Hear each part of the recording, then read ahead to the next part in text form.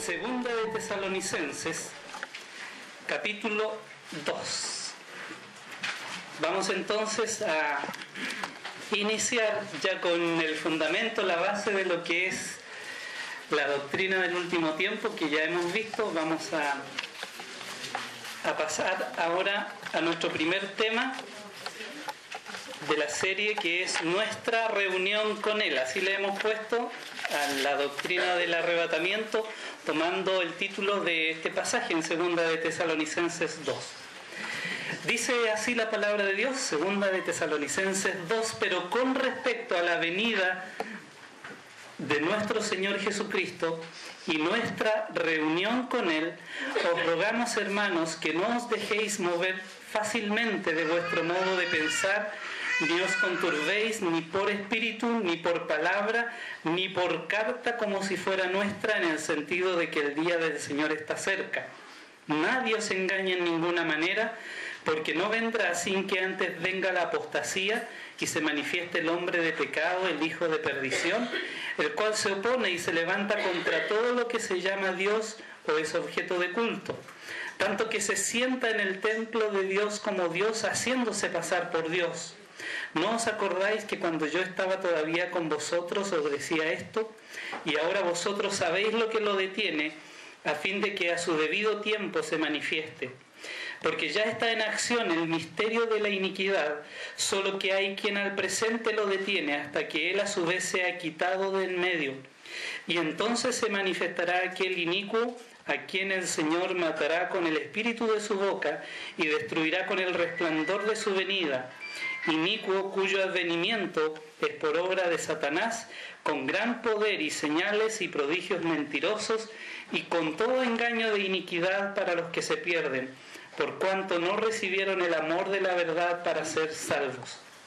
Por esto Dios les envía un poder engañoso para que crean la mentira, a fin de que sean condenados todos los que no creyeron a la verdad, sino que se complacieron en la injusticia. Ese va a ser nuestro pasaje base para lo que vamos a estar conversando. Hay 4 temas, puede haber un quinto aquí además, pero son los 4 que vamos a tratar entre hoy día, mañana y el domingo. Hoy día vamos a ver esto que dice ahí en el verso 1, nuestra reunión con Él. Vamos a ver el arrebatamiento de la iglesia solamente basados en este pasaje.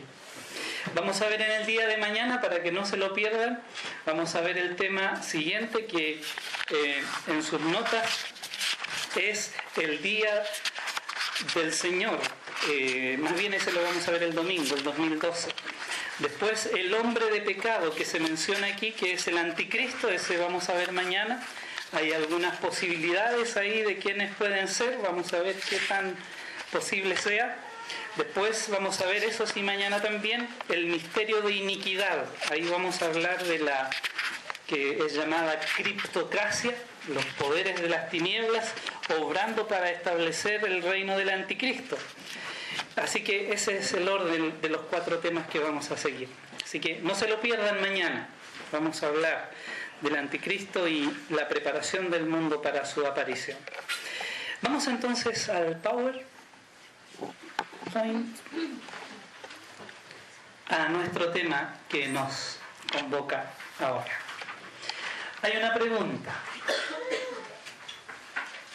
Nuestra reunión con Dios. ¿Es el rapto antes de la tribulación un invento de los teólogos? Vamos a ver en la exposición más adelante. Aquí está un poco más entretenido. Tenemos dibujitos, fotografías, videos, así que va a ser un poco más liviano a lo mejor. Pero, ¿por qué esa pregunta? ¿Es el rapto antes de la tribulación un invento de los teólogos? Saben ustedes que eso es lo que anda circulando en el mundo secular, diríamos, a través de estos documentales y también a nivel teológico. Entonces hay tantas interpretaciones que esto del arrebatamiento antes de la tribulación ha quedado relegado como un invento solamente de algunos teólogos que tienen ciertos pensamientos. Entonces, vamos adelante. ¿Saben lo que es eso? No sé si podemos bajar alguna luz por aquí, pero si no lo ven bien, es una ciudad y al fondo se ve el mar. Esa ciudad se llama Salónica. Es la actual Tesalónica. Tenemos en la Biblia ahí los tesalonicenses. Y está junto ahí al mar Egeo y es esta ciudad actual. Aquí se ven muros de lo que fue antiguamente esta ciudad, una ciudad con mucha historia, pero esta es la ciudad nueva, ya con edificios, rascacielos, etcétera. Es la ciudad de Tesalónica en la actualidad. Mire qué interesante, existe. Eso está al sur de Grecia. Exactamente. Pablo funda la iglesia de Tesalónica en su segundo viaje misionero. Eso es lo que hizo Pablo. Recorrió esa zona y fundó una iglesia en ese lugar. Entonces lo hizo en el segundo viaje misionero. También, pero tiempo después, al oír de su crecimiento, el crecimiento de esta iglesia, les escribe una primera carta. Y vamos a buscar la primera Tesalonicense. Es muy importante, hermanos, entender el contexto de lo que está pasando en Tesalónica para entender el capítulo 2 de Segunda de Tesalonicenses. Dice Primera Tesalonicenses, capítulo 1, verso 2. Ahora ustedes van tomando nota de las cosas que le llamen la atención, los pasajes. No hay mucho para completar en la segunda página quizás, pero ustedes van apuntando ahí lo que sea necesario. Dice el verso 2: damos siempre gracias a Dios por todos vosotros, haciendo memoria de vosotros en nuestras oraciones, acordándonos sin cesar delante de Dios y Padre nuestro, fíjense, de la obra de vuestra fe. Ahí está Pablo, Silvano, que está escribiendo la carta. Recuerden que Pablo usaba a escritores amanuenses que escribían por él y él firmaba. Ahí está Silvano y Timoteo.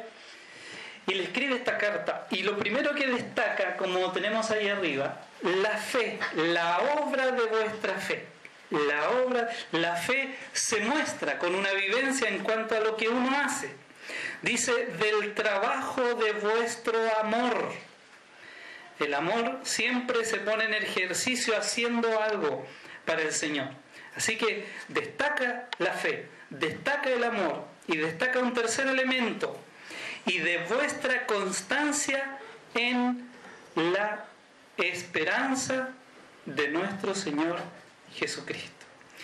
Así que 3 características mencionadas de esta iglesia en la primera carta. Había oído del crecimiento de los hermanos, según el verso 8, que su fe se había extendido, ¿cierto?, más allá de Macedonia y Acaya, un muy buen testimonio. Así que destaca estos 3 elementos. Fe, esperanza y amor son las 3 virtudes cardinales de una iglesia saludable. Una iglesia bíblica y saludable no es la que tiene 8.000 miembros, ni 5.000 miembros, ni que tiene 5 miembros.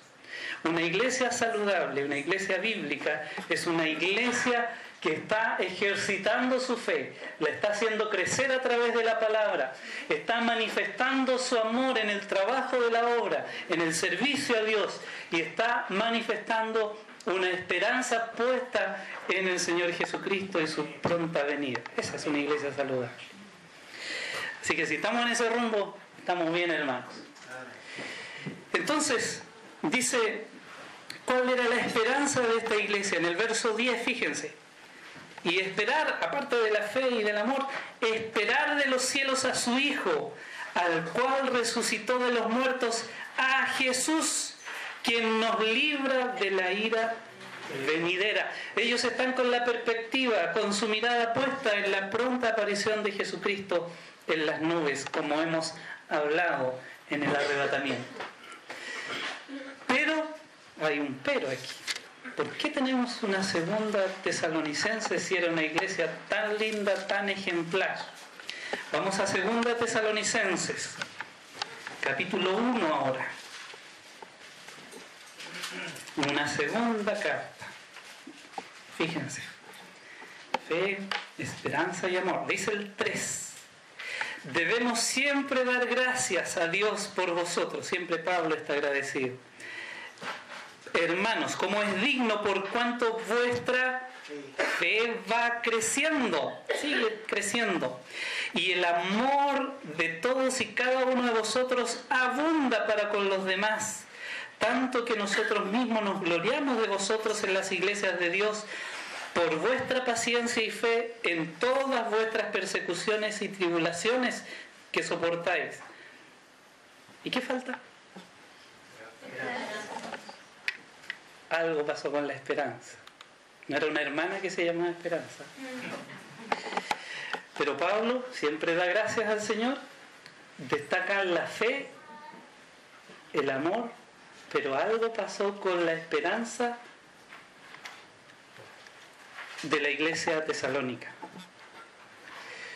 Hermanos, ahí hay un problema y lo vamos a ver.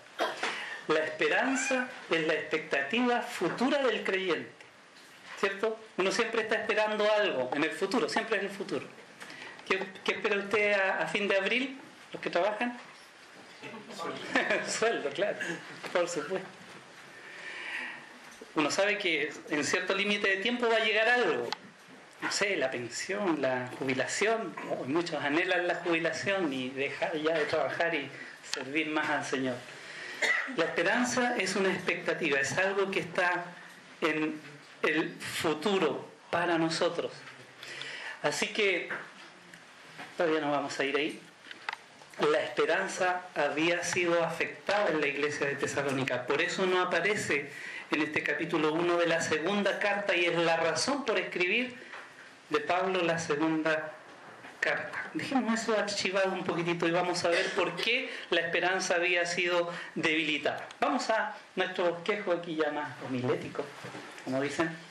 Número 1, el tema. ¿Cuál es el tema de lo que va a tratar? Fíjense el versículo 1 del capítulo 2 de Segunda Tesalonicense. Lo deja muy claro. Dice, pero con respecto a la venida de nuestro Señor Jesucristo y nuestra reunión con Él, os rogamos, hermanos, que no os dejéis mover fácilmente de vuestro modo de pensar. El tema presentado es respecto a la venida de nuestro Señor Jesucristo y nuestra reunión con Él. Ese es el tema. ¿Y qué describe esto? Viene Jesucristo, pero nosotros nos reunimos con Él.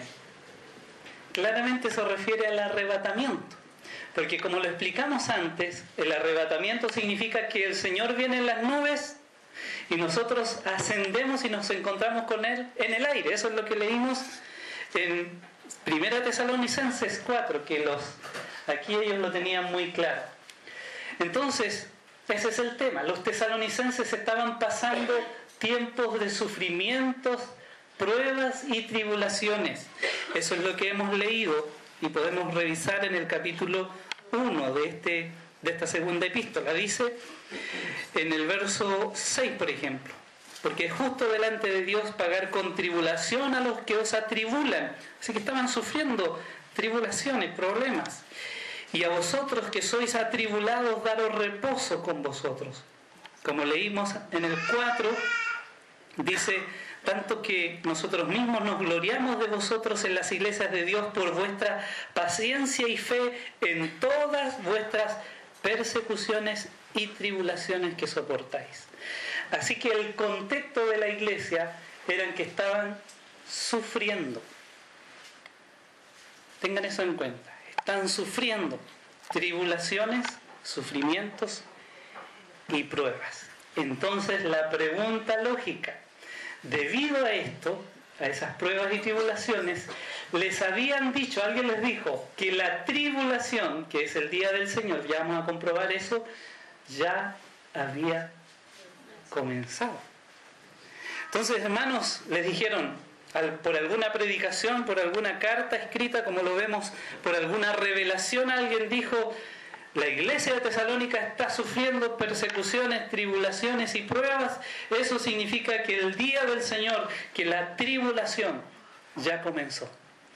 ¿Y qué afectó ese mensaje?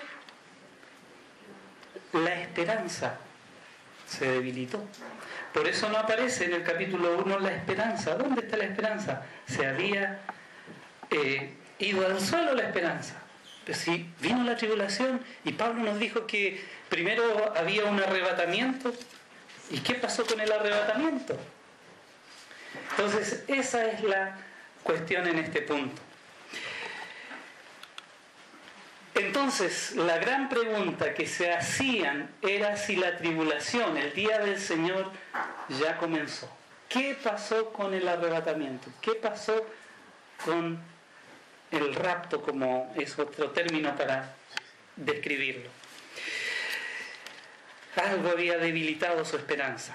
Y sabe, hermanos, Satanás en este tiempo está trabajando para debilitar esa confianza en nosotros. ¿Sabe cuál es la idea de todo esto? Que esta doctrina del arrebatamiento es una de las doctrinas que más está siendo atacada, y vamos a ver unos ejemplos en este tiempo. Maestros de renombre están hablando de que el arrebatamiento es a la mitad de la tribulación, que es al final de la tribulación. Pero mire, 1 Tesalonicenses 4, ¿se acuerdan cuando leímos el verso 18? Decía: alentaos los unos a los otros con estas palabras. ¿Qué aliento sería?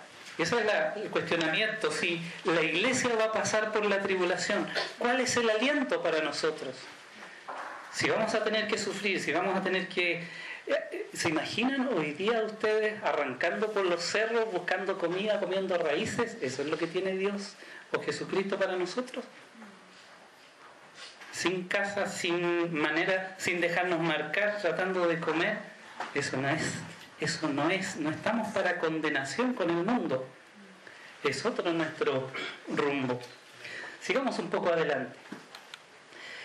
Vamos a ir viendo aclaraciones. Las pusimos ahí, está en su apunte, en recuadros, porque es importante hacer estas aclaraciones interpretativas. La primera aclaración: el concepto arrebatamiento o rapto también se llama venida del Señor, solamente que esta venida es en los aires, nadie ve nada.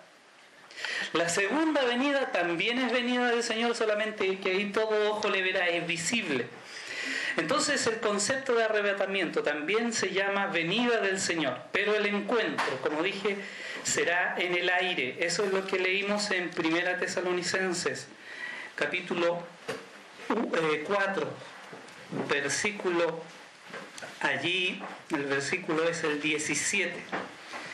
Seremos arrebatados en las nubes para recibir al Señor en el aire. La segunda venida, pusimos ahí en la aclaración, es completamente diferente en naturaleza y propósito. Es diferente en naturaleza, como dije, porque aquí nadie ve nada.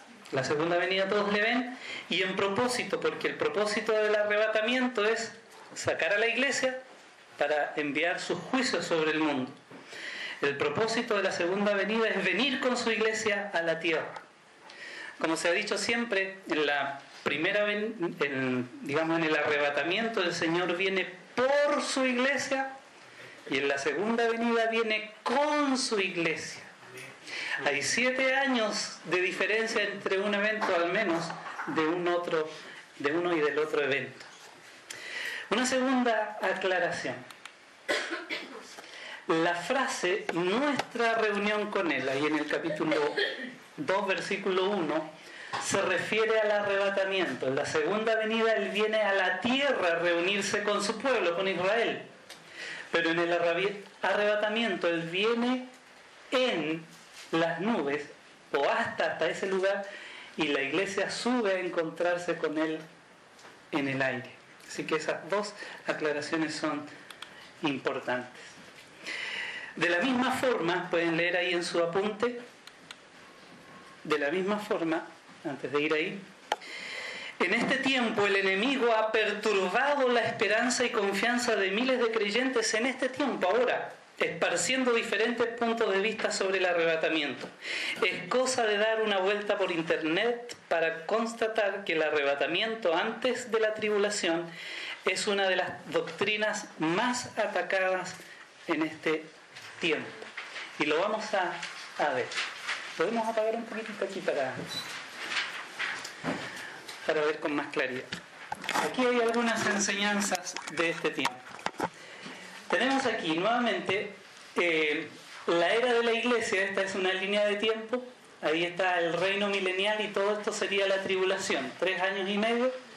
Aquí está la mitad de la tribulación y otra cuarta parte de la tribulación. 7 años de tribulación, día del Señor. Hay quienes creen que el rapto es pretribulación. Eso es lo que creemos y eso es lo que estamos enseñando. Eso significa antes. Hay otros que creen que el rapto es miditribulacional, es decir, a la mitad de la tribulación. Ahí, justamente a la mitad. Entonces vamos a pasar todo este tiempo nosotros aquí todavía. Hay otros que creen que el rapto es aquí, en la mitad de la mitad. Mire qué enredo, ¿no? Le llaman rapto pre-ira. O sea, para ellos el día de la ira no es toda la tribulación, sino es solamente este trozo de tiempo. Ya vamos a ver eso en la Biblia. Y hay otros que creen que el rapto es post-tribulación. De alguna manera, en un segundo subimos arriba de las bodas del Cordero y en el tribunal de Cristo bajamos al tiro. No sé cómo tienen tiempo para poner tantas cosas en un solo segundo. Y de ahí el reino milenial. Imagínense el enredo de interpretaciones. ¿Y sabe qué ha pasado con la doctrina del rapto? Como dicen algunos, hay tantas interpretaciones que simplemente no sabemos.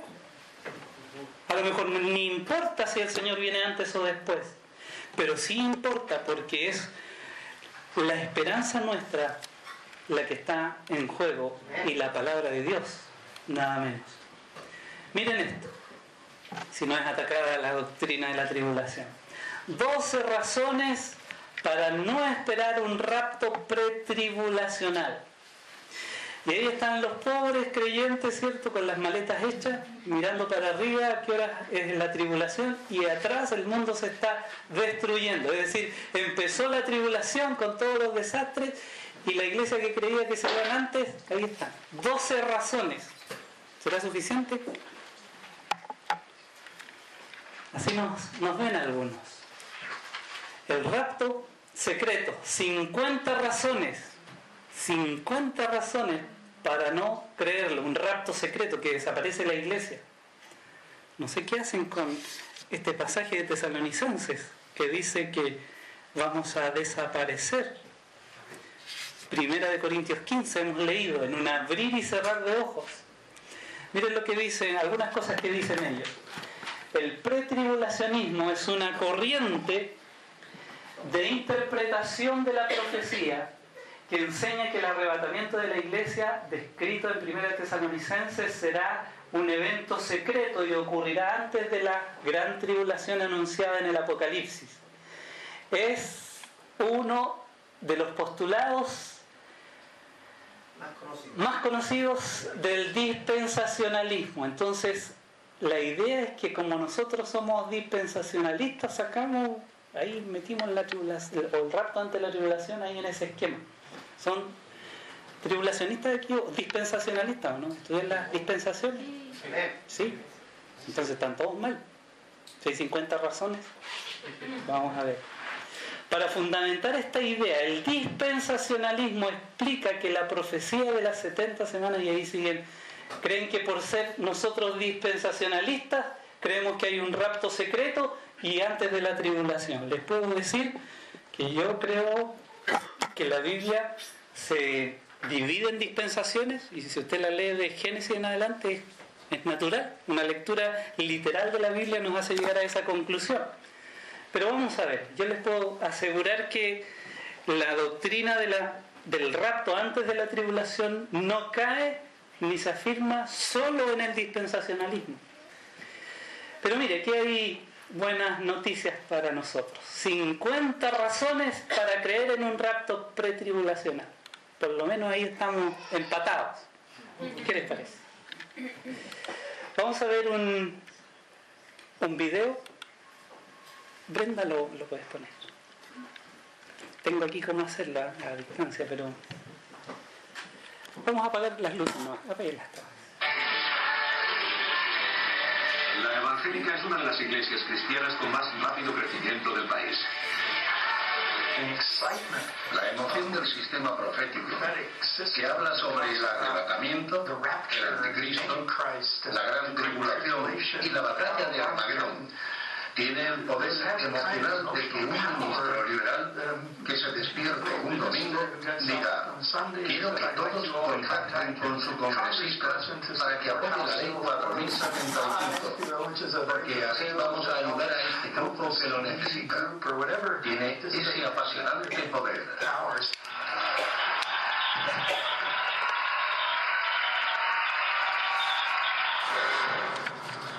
Pero esta imagen del fin de los tiempos no es una invención evangélica del siglo XXI. Y lo que es aún más sorprendente, los eruditos tampoco creen que sea una idea del siglo XX. Viene de la predicación evangélica y protestante del siglo XIX y principios del XX, las cuales relacionaban un número de escenas separadas del Nuevo Testamento, obteniendo un mito nuevo sobre el fin de los tiempos. Esta forma influyente de interpretación bíblica es llamada dispensacionalismo. Fue un invento de un solo hombre, John Nelson Darby, un evangélico británico del siglo XIX.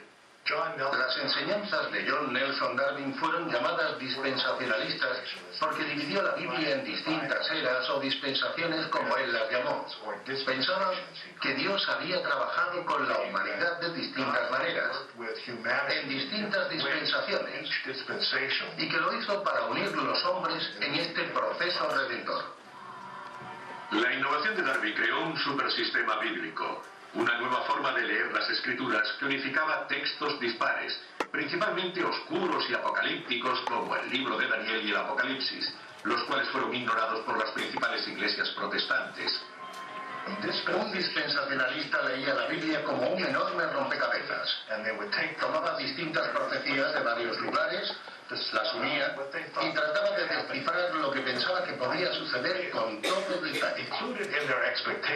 En sus expectativas se incluía un periodo de 7 años de plagas, persecución y horror en la tierra que estaría presidido por el anticristo.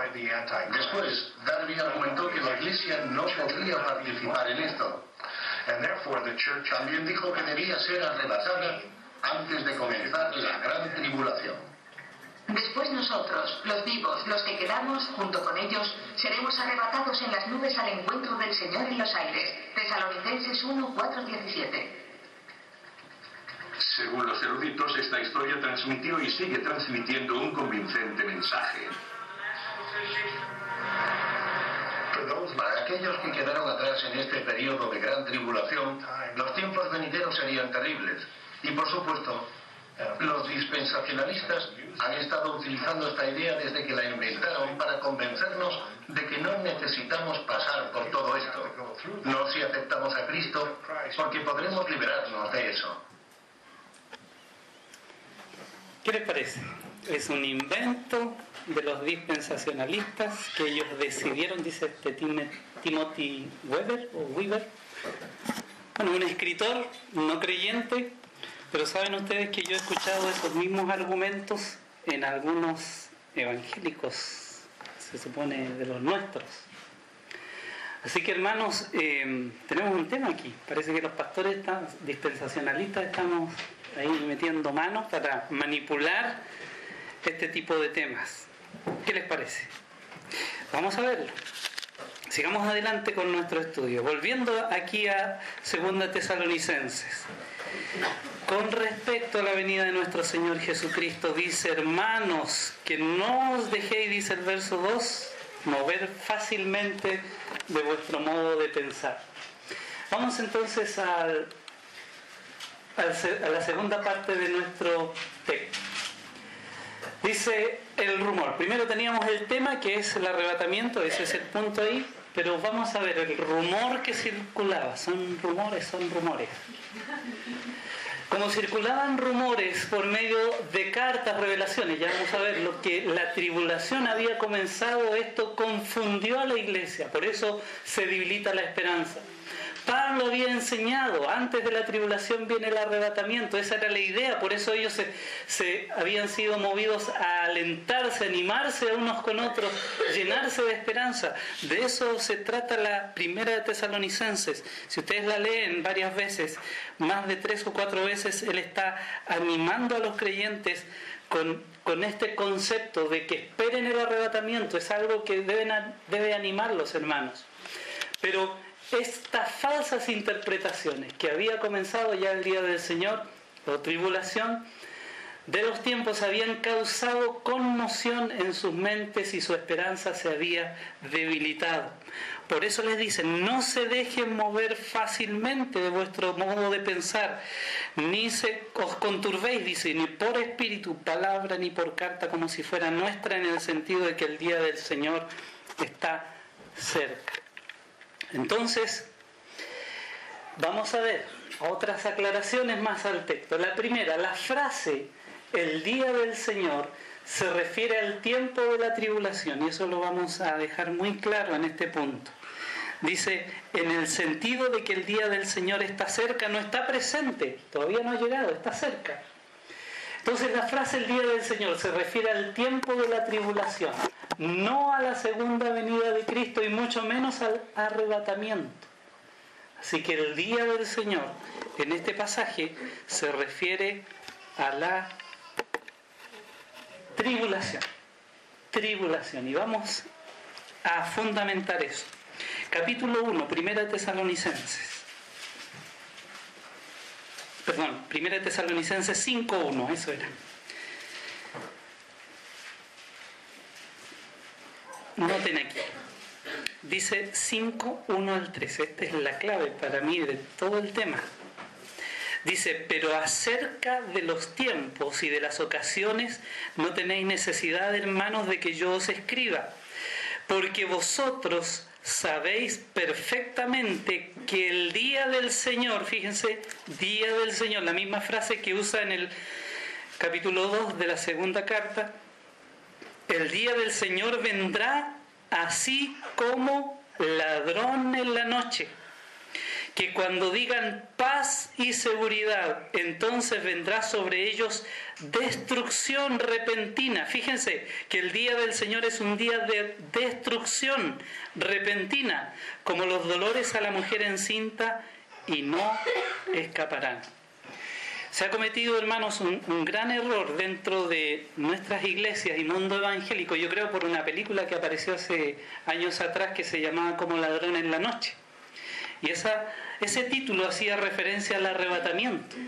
Pero como ladrón en la noche no es algo que se aplique a nosotros como iglesia. Miren el verso 4. Mas vosotros, hermanos, no estáis en tinieblas para que aquel día os sorprenda como ladrón. ¿Se da cuenta? Como ladrón en la noche no tiene nada que ver con nosotros. Nada que ver. A ver si cambia el chip en eso, porque ahí ha habido mucha confusión. Volvamos otra vez atrás. Fíjense, en el capítulo 4, verso 13 al 18, que leímos, que habla sobre el arrebatamiento, siempre está hablando Pablo de nosotros que vivimos, que habremos quedado. Siempre habla de nosotros. Dice, luego nosotros, 17, los que vivimos, los que hayamos quedado, por tanto alentados los unos a los otros. Pero en el capítulo 5, verso 2 hay un cambio, porque vosotros sabéis perfectamente que el día del Señor vendrá así como ladrón en la noche, que cuando digan, no nosotros, ellos digan paz y seguridad, entonces vendrá ¿sobre quién? Sobre ellos destrucción repentina, como dolores a la mujer encinta, y no escaparán. Así que el día del Señor no es ni el arrebatamiento de la iglesia, ni es la segunda venida. El día del Señor, hermanos, es la tribulación. Es un día de destrucción repentina. Es un día de oscuridad. Es un día que vendrá así como ladrón en la noche, repentino. Nuevamente leo el verso 4. Más vosotros, no ellos, ¿cierto? Vendrá sobre ellos destrucción. Más vosotros, y la palabra más hace un cambio, un giro completo, total. Más vosotros, y dice que hermanos, No estáis en tinieblas para que aquel día os sorprenda como ladrón. ¿Lo entendemos? ¿Sí? Amén. Dice el 5, porque todos vosotros sois hijos de ¿qué? De luz, no estamos en tinieblas. E hijos del día, no de las tinieblas. No somos de la noche ni de las tinieblas. Así que lo deja muy en claro. Cuando lean aquí, día del Señor, les vuelvo a repetir, no es el arrebatamiento, no es la segunda venida, es la tribulación. Así que eso nos va ayudando un poquitito a entender. Miren ahora Apocalipsis capítulo 1. Apocalipsis capítulo 1. Aquí aparece nuevamente el día del Señor. Y vamos a ver. Versículo 10. Apocalipsis 1, 10.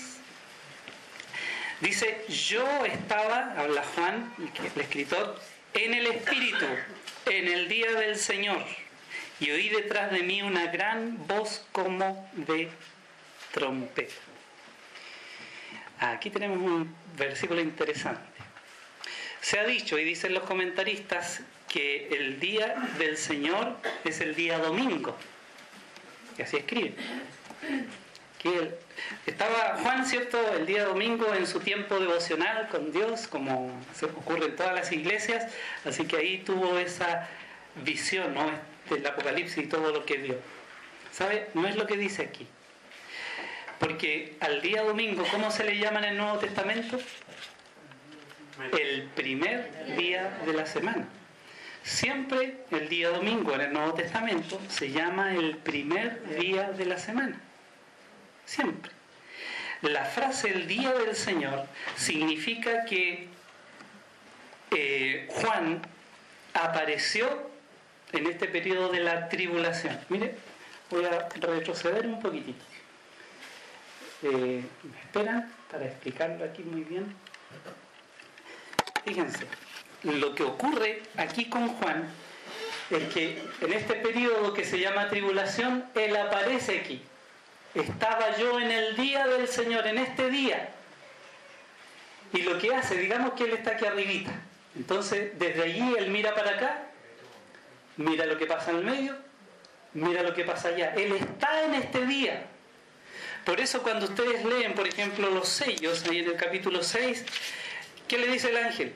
Acércate y mira. Mira aquí los 144.000. Es como yo parado en este escenario. Aquí está el día del Señor. Todo lo que va a ocurrir en la tribulación está aquí. Entonces Juan se acerca y mira ahí los 7 sellos.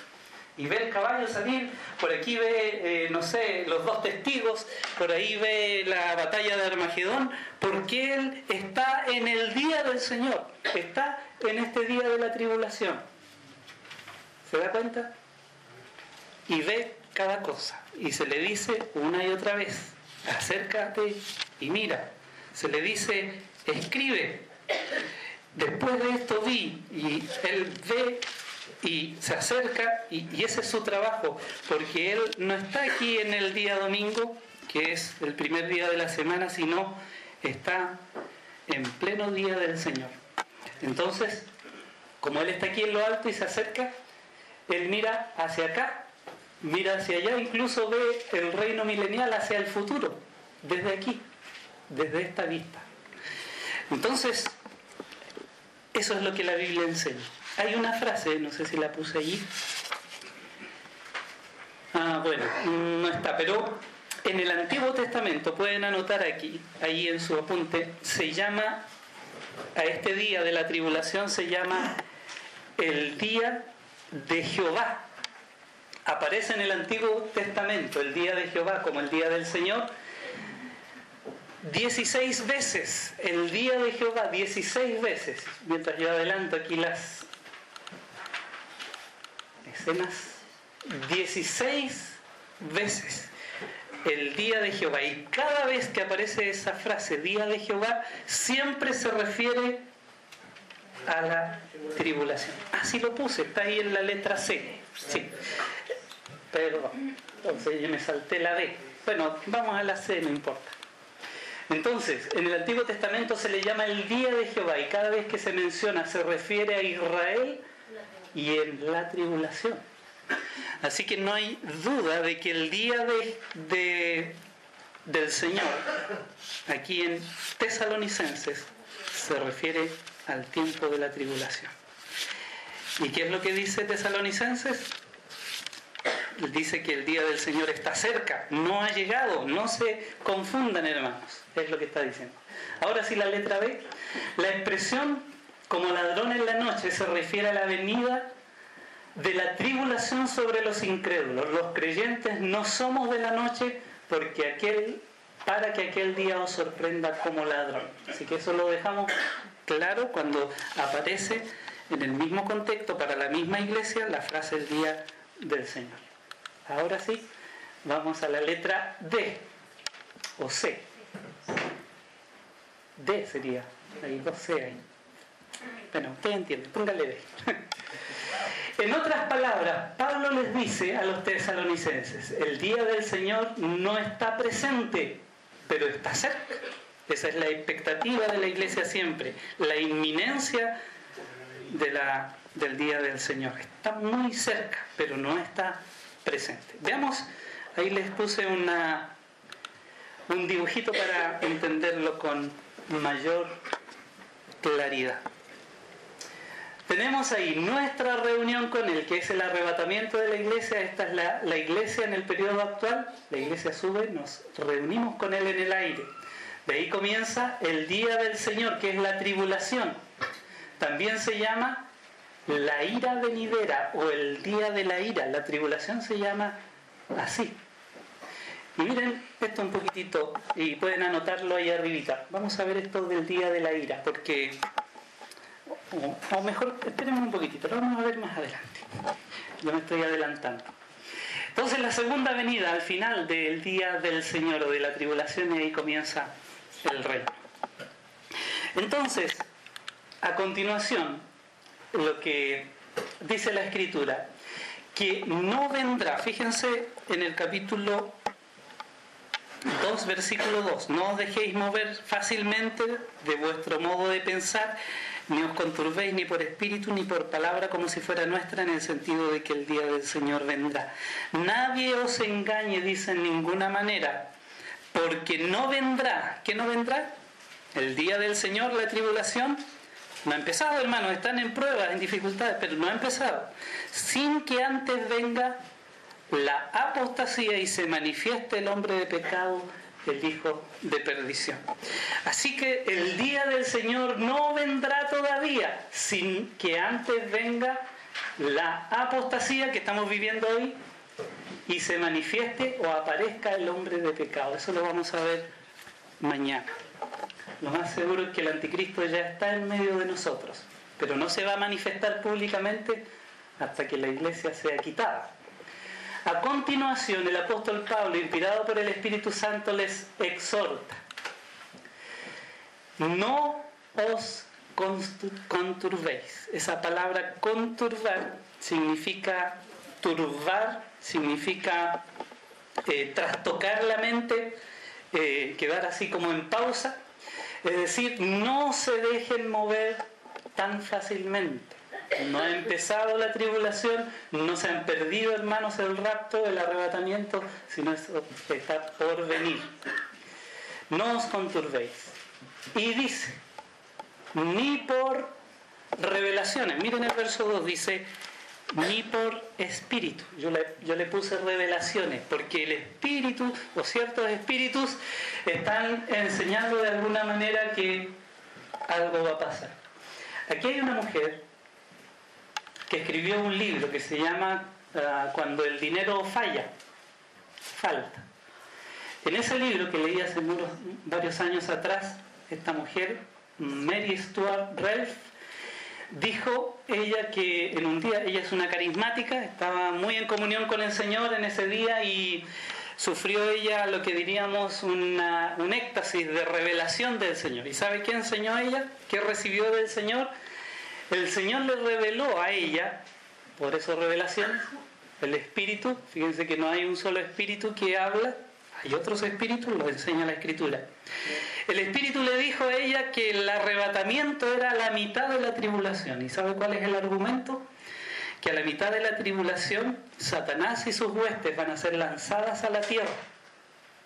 Entonces ella dice que como los demonios van a estar en la tierra, entonces el cielo está despejado para que la iglesia suba. Entonces ella dice arrebatamiento a la mitad de la tribulación. El problema con esa interpretación es que han pasado 2000 años que nuestros hermanos van subiendo al cielo y le puedo asegurar que ninguno ha quedado atajado en los aires. Cuidado con esas revelaciones que el Señor me reveló, me mostró algo que está en contra de la palabra de Dios. Así que no os conturbéis ni por revelaciones, y vamos a ver, ni por predicaciones, porque dice el versículo, no os conturbéis, ni por espíritu, ni por palabra. Hay predicadores, de todo tipo de predicadores. Aquí tenemos un hombre que se llama Doug Batchelor, es un adventista que predica radicalmente contra el rapto secreto, contra el arrebatamiento de la iglesia antes de la tribulación. Es un hombre que tiene mucho manejo de la Escritura, se para con su Biblia, ojea para allá y para acá, y así transmite su enseñanza.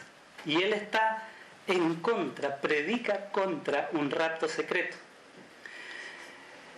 Este hombre que está aquí es muy famoso, muy conocido, se llama Althusser, su apellido.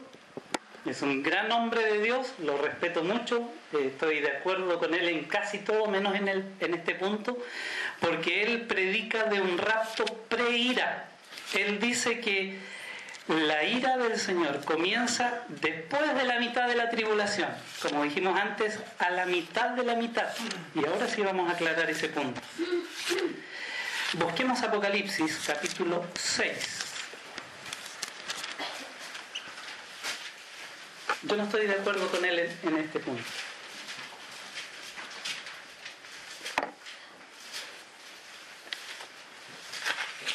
Como digo, es un gran hombre de Dios, un apologeta increíble, tiene mucha tribuna y predica, llega a muchas personas, pero no estamos de acuerdo con él en este punto. ¿Se acuerdan que antes vimos, y ahí tienen su ilustración en sus apuntes? Dice el día de la ira. Según él, el día de la ira es después de la mitad de la tribulación. Mire lo que dice aquí en capítulo 6 de Apocalipsis, versículo 12. Miré cuando abrió el sexto sello. Fíjense que han pasado 6 sellos. Y aquí que hubo un gran terremoto y el sol se puso negro como tela de silicio y la luna se volvió toda como sangre y las estrellas del cielo cayeron sobre la tierra como la higuera deja caer sus higos cuando es sacudida por un fuerte viento. Apocalipsis 6:14. Y el cielo se desvaneció como un pergamino que se enrolla, como subir una persiana.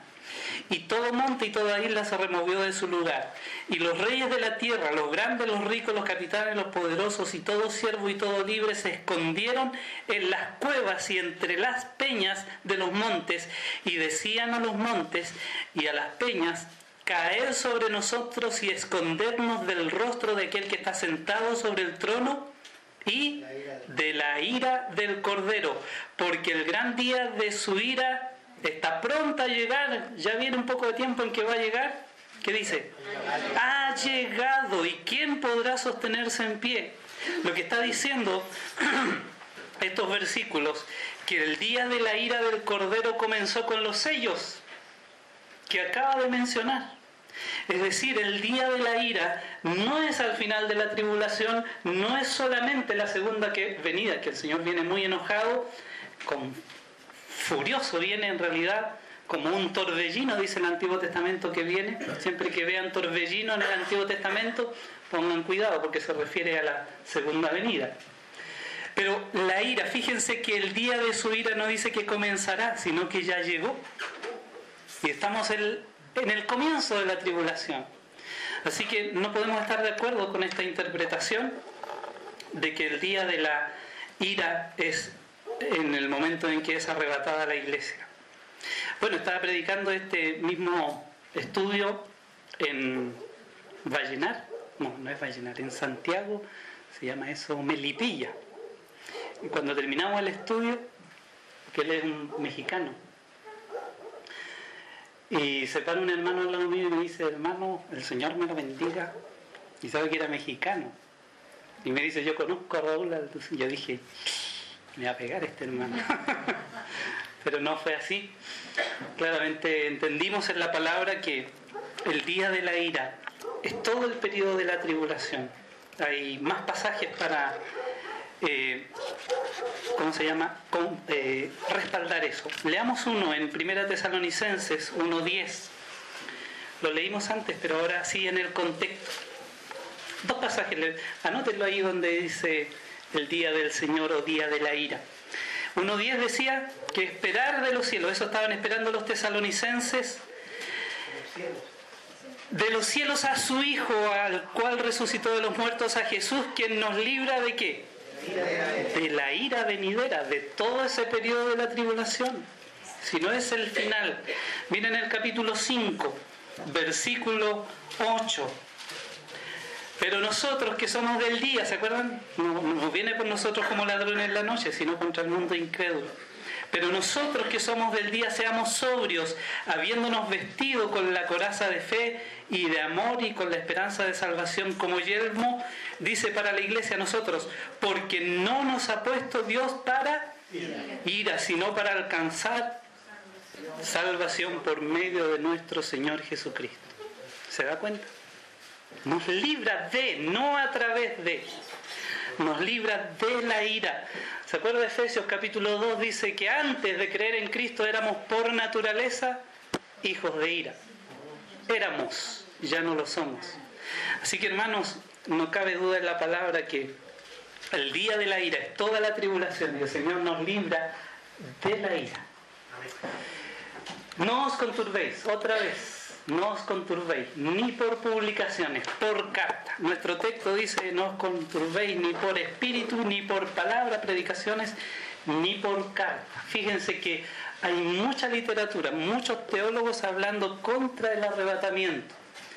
Bueno, ahí tenemos una revista que se llama La Pura Verdad, la Iglesia de Dios Universal, es casi similar al adventismo del séptimo día.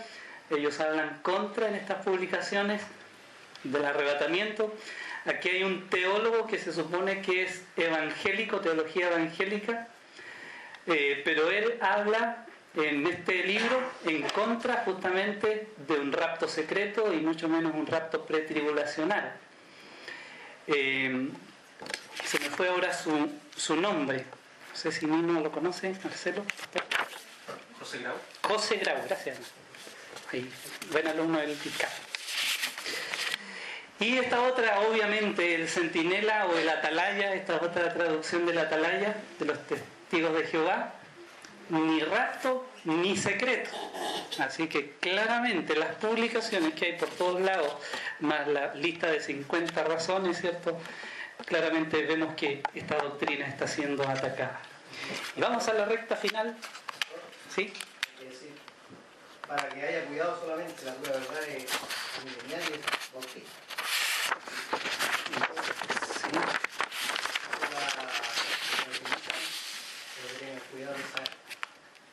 Exactamente.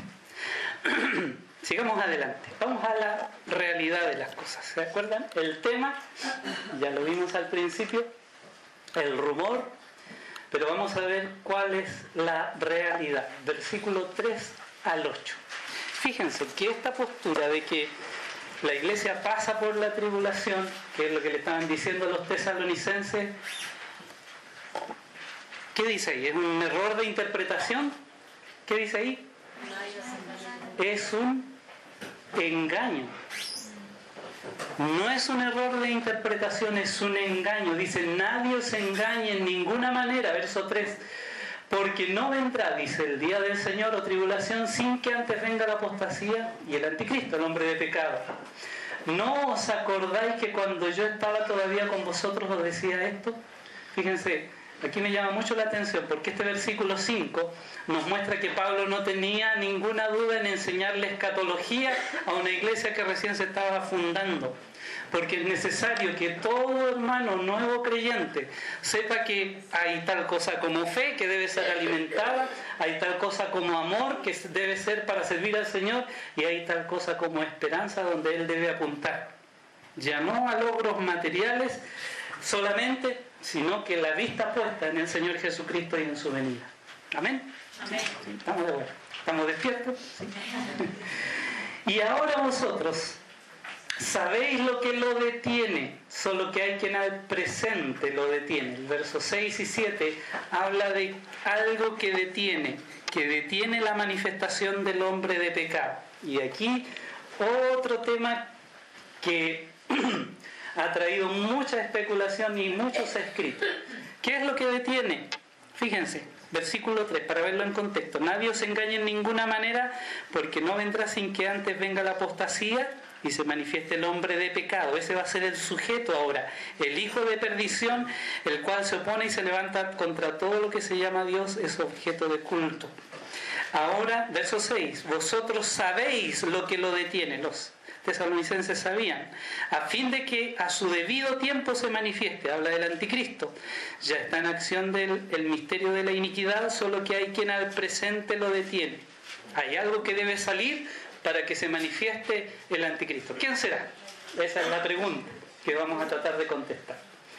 Hay varias opciones. Unos dicen que Satanás está deteniendo la aparición del anticristo. Venga mañana porque vamos a ver que Satanás está todo lo contrario. Lo único que quiere es que aparezca este ser que en el contexto bíblico casi es como su hijo. ¿Será el mismo Dios que detiene la aparición del anticristo? ¿Será posible? Puede ser, ya vamos a ver. Otros dicen, y la mayoría de los teólogos del 1800, 900 dicen que es el gobierno civil. Es decir, que toda esta administración que tiene que ver con el gobierno romano, por ejemplo, en ese tiempo, y la herencia que tenemos ahora, todo este sistema avanzado de leyes que incluso tenemos en nuestro país, son los que están deteniendo la llegada o la aparición del anticristo. Así que los gobiernos deteniendo la aparición del anticristo. Venga mañana porque vamos a ver que los gobiernos están todo lo contrario. Están trabajando en un orden mundial para atraer al anticristo. Eso lo podemos entender hoy día. Quizás en ese tiempo no. La criptocracia, el gobierno detrás de las tinieblas. Vamos a meternos en ese tema un poquito. ¿Será la iglesia de Cristo que detiene a la aparición del anticristo? ¿Será eso? ¿Tendremos suficiente poder nosotros? Una iglesia media alicaída. No están muy seguros los analistas. Pero sigamos. ¿Será un arcángel? Más bien tenemos un arcángel ahí que ni siquiera se atrevió a proferir maldición contra Satanás. Seguramente que no. ¿Será el Espíritu Santo? ¿Cierto? Lo vemos en Génesis. No contenderá mi espíritu con el hombre para siempre. Parece que el espíritu es el que detiene. Vamos a ver. Aclaraciones. Ahí en su apunte está. Por eso ya tienen ustedes la respuesta. Para saberlo solo hay que recordar y creer la doctrina del Nuevo Testamento. A veces separamos escatología o profecía con doctrina y no es así, hermano. No debemos hacerlo nunca. En primer lugar, recordemos que la iglesia es habitada por la presencia de Dios. Primera de Corintios 3:16 lo dice claramente. Así que el Espíritu Santo obviamente está controlando. 3:16 dice, ¿no sabéis que sois templo de Dios y que el Espíritu de Dios mora en vosotros? El Espíritu está en nosotros. Por tanto, la iglesia es habitada por la presencia de Dios y habitada por el Espíritu Santo. 1 Corintios 6, 19, no tienen que buscarlo, o 2 Corintios 6, 19. Primera, gracias. Dice allí: ¿o ignoráis que vuestro cuerpo es templo del Espíritu de Dios, el cual está en vosotros, el cual tenéis de Dios y que no sois vuestros? Así que la iglesia es habitada por la presencia de Dios y por el Espíritu Santo. Así que parece que sí tenemos poder. 2. Los tesalonicenses estaban esperando a Jesús, quien los libraría de la ira venidera. Leímos: esto era lo que sabían, vosotros sabéis perfectamente que lo detiene. Avanzamos. La iglesia es sal y la luz del mundo. Mateo 5, 13 y 14. Es decir, que ilumina el mundo y la que restringe la completa pudrición. ¿Qué hace la sal? Detiene que las cosas se descompongan. ¿Qué hace la luz? Ilumina. Nuestra luz es tenue, pero es luz al fin. Así que la iglesia es la sal y la luz del mundo. Si algo está deteniendo, hermanos, el juicio de Dios sobre este planeta, es la presencia de la iglesia. Nosotros estamos deteniendo con nuestro modo de vivir que el mundo se corrompa completamente. Con la luz, sea alta o baja o más o menos, estamos alumbrando, porque donde hay solo oscuridad, aún una pequeñita luz sirve para iluminar. Y lo más importante, hermanos, pasado por alto. Yo un día iba manejando y casi salté no cometí ninguna imprudencia, pero me recordó el Espíritu Santo, creo yo, esta palabra: la iglesia es poderosa para restringir el mal. Mateo 16.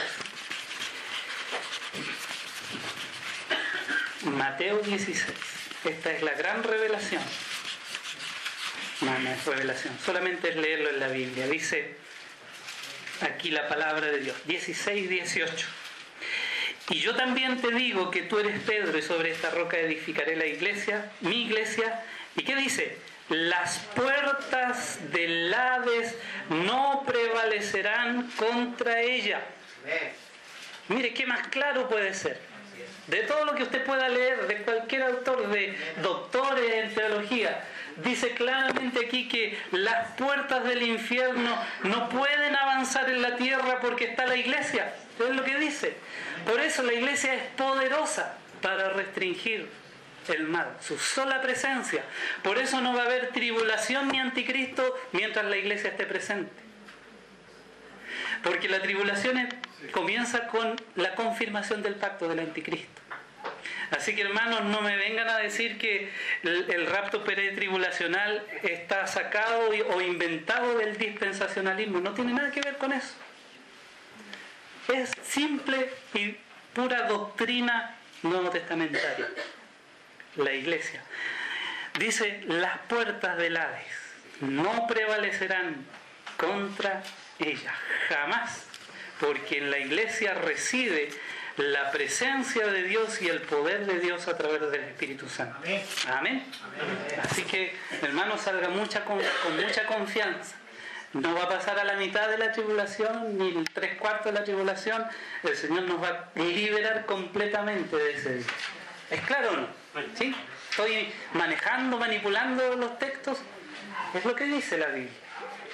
Entonces, cuando sea quitado o arrebatado lo que lo detiene, y solo entonces se manifestará aquel inicuo, dice el verso 8. Está encadenado, no puede actuar, no va a salir a la luz pública mientras la iglesia esté presente. Porque ¿sabe qué va a hacer la iglesia? Si él dice: yo voy a solucionar el problema del mundo, lo primero que hace la iglesia es apuntarle en la cara con el dedo. Este es el anticristo. Cuídense de él. Y él no va a permitir eso. Tengo un video donde está Obama hablando, o va a empezar a hablar, y un cristiano le empieza a decir: tú eres el anticristo, tú eres Satanás. Y la reacción, pues de eso vamos a hablar mañana. Ahora está detenido y entonces se manifestará cuando sea quitado lo que lo detiene. ¿Seguimos? Esta conclusión es un poco extraña. Evacuación mundial. Aquí me voy por otro lado, usted va a decir, ¿qué le pasó al pastor? Pastor Salfate. Pero que no.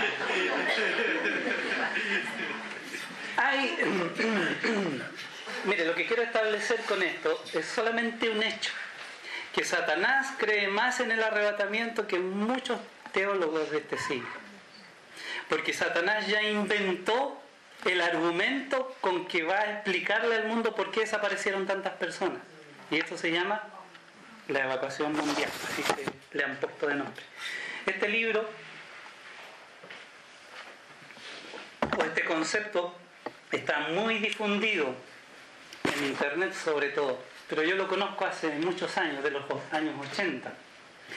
Ahí vemos platillos volantes sacando personas de distintas partes del mundo, por todos lados. Perdón, se llama evacuación mundial. Como les dije, más o menos en los años, pueden ser 85 por ahí, yo tuve un tiempo sin trabajo, mañana le voy a hablar un poco más de eso. Empecé a ver este concepto de la nueva era en muchas publicaciones porque tenía que ir a la biblioteca a ver el diario, a ver si había algún trabajo.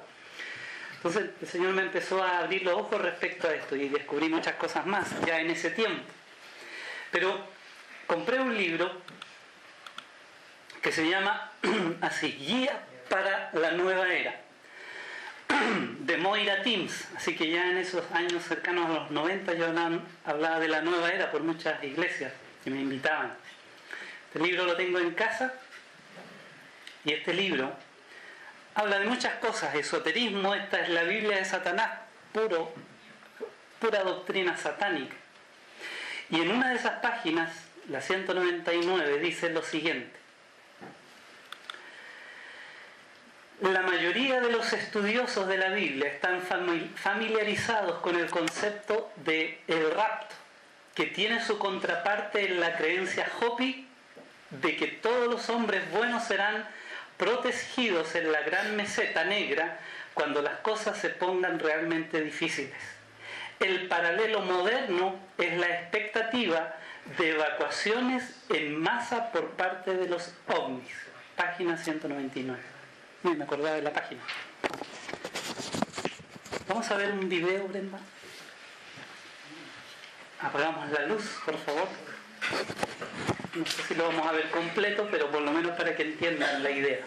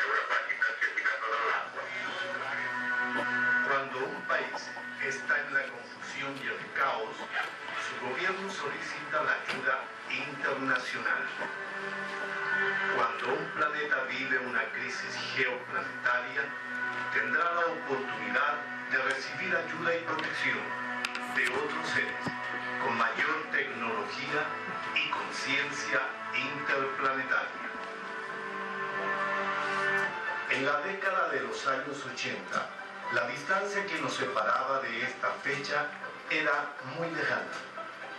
Fue en un tiempo en que los acontecimientos humanos y del planeta, especialmente los correspondientes a vaticinios futuristas, sonaban como especulativos y de ciencia ficción.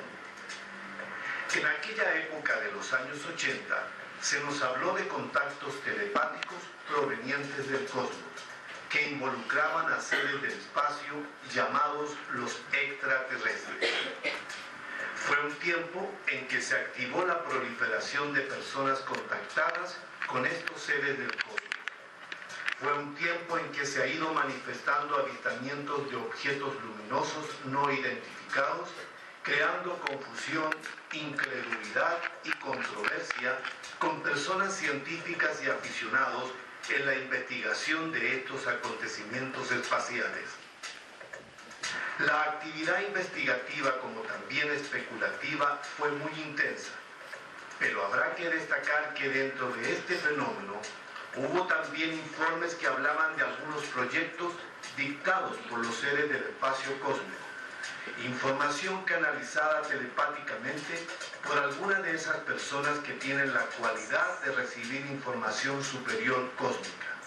El final del año 2004 y el comienzo del 2005 nos ha mostrado una realidad y unos hechos que en aquella época parecían muy fantasiosos.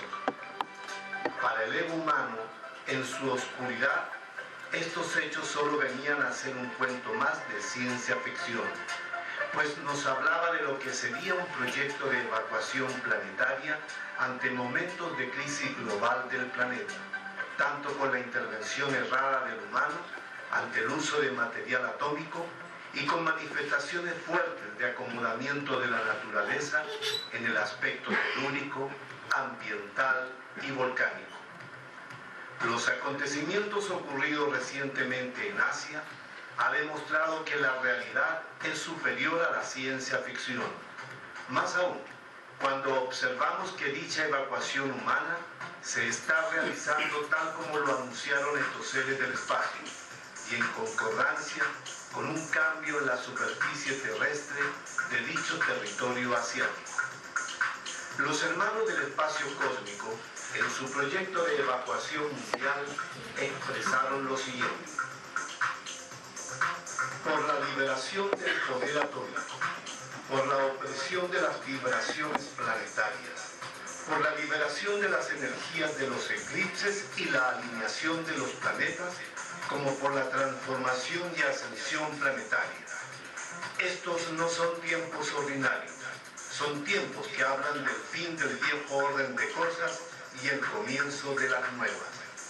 Este es el comienzo de la nueva tierra y ella debe ser preparada para su ascensión. En nombre de toda la jerarquía cósmica superior, tomen conciencia de que el tiempo es corto y todo lo que hagan en bien de vuestra expansión espiritual sea hecho con rapidez. Los cambios planetarios fuertes que se aproximan traerán el fin de los sueños egoístas materiales y de las cosas reprobables. Y ellos continuaron con su mensaje. En caso de catástrofe planetaria, el rescate físico de la humanidad se hará en minutos. Aproximadamente el 10% del colectivo humano ha de ser llevada a nuestras naves o plataformas en órbita para regresar nuevamente al planeta después de unos años, según dure el tiempo de recuperación de la Tierra. El pasaje para abordar estas naves es amor en el aura y el corazón, ya que sin ello no es posible soportar las elevadas frecuencias vibratorias que son necesarias para una ascensión espiritual y evacuación física. Hasta ahí nomás. Cuando este informe... Nos dejamos hasta ahí. Y viene otro tipo de cosas. Pero se dan cuenta. Satanás tiene ya muy clarito cómo va a hacer el anticristo para explicar la desaparición de la iglesia del planeta Tierra. Nos da poca expectativa, decía un 10%, ¿se acuerdan? ¿Se acuerdan? Pero mire, la idea de esto, cuando hay catástrofe pasan tres cosas. Piénsenlo bien porque es bien lógico, bien razonable, pero es satánico, por supuesto. Pasan tres cosas, dicen ellos. Por ejemplo, pensemos en un hecho bien puntual, el terremoto de febrero del año pasado. Antepasado, sí, ya llevamos 2 años. Parece que fue ayer. Pero del terremoto resultan tres cosas. Hay personas vivas, obviamente, que escapan de alguna manera y los vemos ahí, aparecen sus rostros, qué sé yo, y siguen trabajando y luchando. Hay personas muertas también. Están sus cadáveres, están sus nombres, por las huellas o por el ADN encuentran la identificación de esas personas. Pero en tercer lugar están los desaparecidos, que no se encuentran rastros de ellos, que no se encuentra ninguna prenda, ningún indicio de que dónde puedan estar.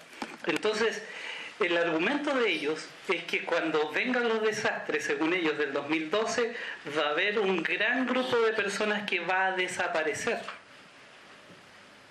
Entonces ellos conectan ahí esta idea de una limpieza, o de lo que llaman ellos evacuación mundial. Así que cuidado de salirse de las buenas vibraciones. Sabemos lo que eso se trata, es tan etéreo eso, ¿quién puede decir? Bueno, sí, los que se quedaron es porque andaban mal con las vibraciones. Bueno, ¿sí le creen eso? Pero hermanos, lo que quiero decir con esto es que Satanás sí cree en un rapto, un arrebatamiento antes de la tribulación. Cree más que nosotros, incluso. Y él sabe muy bien los planes de Dios. Y vamos a terminar por fin. Por eso cortamos ahí el video. Entonces, ¿qué vamos a hacer? Vamos a hacer por lo menos 3 cosas. Están en sus apuntes. Debemos, hermanos, confirmar la dirección de nuestra esperanza. ¿A dónde va a mover su vida, sus pensamientos, su corazón? ¿Qué dirección le va a dar a su fe? ¿Se va a llenar de espantos y de terrores por lo que la gente está predicando, diciendo en documentales o lo que se leyó en internet y las pruebas de aquí, las pruebas de allá? ¿Dónde vamos a orientar nuestra dirección? ¿A través de la palabra o de lo que dicen los teólogos? Por muy buenos que sean. Tenemos que ir por la palabra, esa es nuestra dirección, nuestro rumbo. La palabra es el camino, dice el libro de los Salmos, por donde debemos andar. En segundo lugar, debemos revisar el fundamento de nuestra esperanza. Nuevamente, vuelvo a la palabra. No es lo que sentimos, lo que creemos, lo que me dijo el pastor. Lo que dice la Escritura, ese es el fundamento de nuestra esperanza, que Dios no nos ha puesto para ira, que Él nos librará de la ira venidera, que somos hijos de luz, que no somos de las tinieblas para que ese día nos sorprenda como ladrón. Todas estas cosas deben estar firmes, fundamentadas en nuestro corazón. Y por último, yo creo que esto es lo más práctico. Transmite la vigencia de tu esperanza. Hemos dado ideas prácticas para hacerlo. ¿Sabe? Uno se olvida que Cristo viene. Usted sale a las 8 de la mañana con su auto soplado para allá, y que el semáforo, y que los niños, y que la lonchera, y que se quedó el trabajo, y que volver. Por lo menos, no sé si les pasa a todos. Y uno se olvida con el trajín de la semana. Este hecho tan maravilloso es que el Señor viene pronto. ¿Cómo podemos transmitir la vigencia de nuestra esperanza? Y yo he desafiado a algunos a cambiar la forma en que se saludan. Chao, compadre, hola viejo. ¿Qué se teje? Eso, salud. ¿Qué les parece mejor saludarnos así? Cristo viene. Y de hecho, muchos hermanos en nuestra iglesia y en otras también ponen abajo en su correo, en vez de el arquitecto, el especialista o el técnico, el ingeniero, no sé qué, pongan ahí Cristo viene. Y cuando usted le llega el correo, lee eso y le llama la atención. Recordar, cuando nos despidamos del celular, del teléfono, Cristo viene. Eso significa transmitir la vigencia de nuestra esperanza. No estamos esperando otra cosa sino a nuestro Señor Jesucristo. Cristo viene, créelo, porque es verdad. Oremos al Señor. Padre bendito, nos ponemos de pie delante de tu presencia, Señor, porque entendemos, Señor, que tu palabra es nuestra única dirección de vida, nuestro único fundamento de lo que realmente debemos creer. Gracias porque hemos podido, Señor, en tu palabra encontrar, Señor, seguridad respecto a lo que tú vas a hacer con nosotros. No nos sobrecoge el miedo, el temor al futuro, porque sabemos que estamos seguros, Señor, en tus manos. Llegará un día, como dice el mundo, que el 21 de diciembre se acaba el mundo, o algo va a pasar, alguna catástrofe, pero nosotros seguiremos confiados en ti, que nada nos va a tocar, nada nos va a pasar, porque estamos seguros en tus manos, que estamos protegidos, Señor, por tu mano poderosa, y porque, Señor, creemos realmente que tu palabra nos enseña que tú nos vas a librar del día de la ira venidera. Gracias, Señor, porque no nos has puesto para juicio, ni para vengarte de nuestra quizás inconstancia, de nuestra, Señor, frialdad muchas veces, sino que nuestra salvación, como dice tu palabra, es solo por gracia, sin obra, Señor. Qué grande privilegio tenemos de responderte, no por miedo a que nos dejes, sino por amor a nosotros. Tú nos vas a llevar y, Señor, por esa motivación debemos seguir trabajando y sirviéndote. Gracias, Señor, damos por este día. Gracias por este tiempo de pasar con nuestros hermanos.